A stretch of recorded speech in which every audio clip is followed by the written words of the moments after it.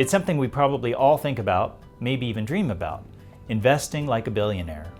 How do institutions such as public pensions, endowments, and other large investors manage their investment portfolios?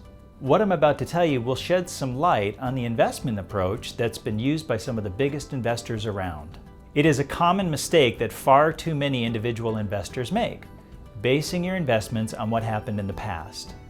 You see or read about an investment that performed well over the last 6 or 12 months, and you want in. This is what we call extrapolation. This means to infer or estimate by extending known information. You see a good investment and assume that it will continue going up. This is totally normal, but totally the wrong thing to do. When it comes to investing, there is no regular pattern and no way to infer where the markets are going to go next. Markets go up, markets go down, trends come and go. So how do the very rich and the large institutions navigate this so well? We often hear how endowments and public pensions enjoy higher return rates on their investments than individual investors.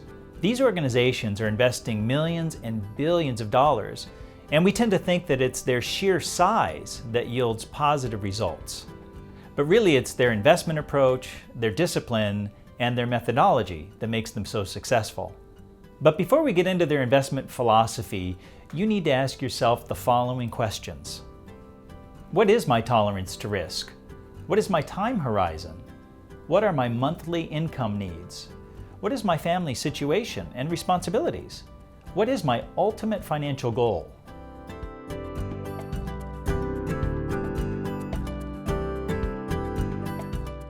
Once you've answered these important questions, the next step is to think about where you want to put your money. Seasoned pros use what's called an investment policy statement, or IPS.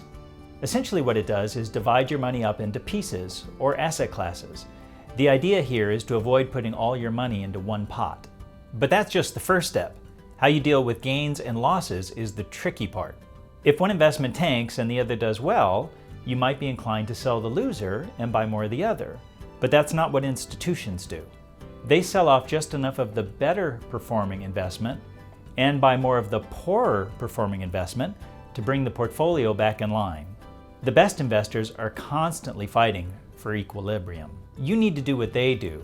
Take the emotion out of the process and simply remember that old saying, buy low, sell high.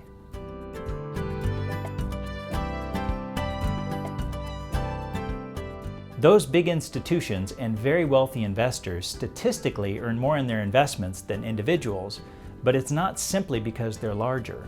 It's because they use a disciplined investment strategy dictated by the investment policy statement I mentioned earlier. And remember, taking the emotion out of the process will serve you well.